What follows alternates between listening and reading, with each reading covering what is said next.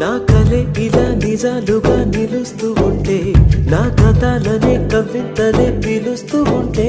ఈ వరాలుగా ఉల్లాసమే కురుస్తూ ఉంటే, పెదవికి చంప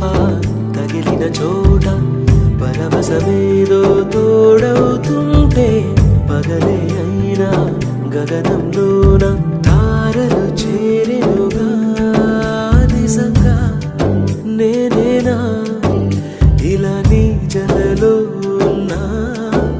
ఇదంతా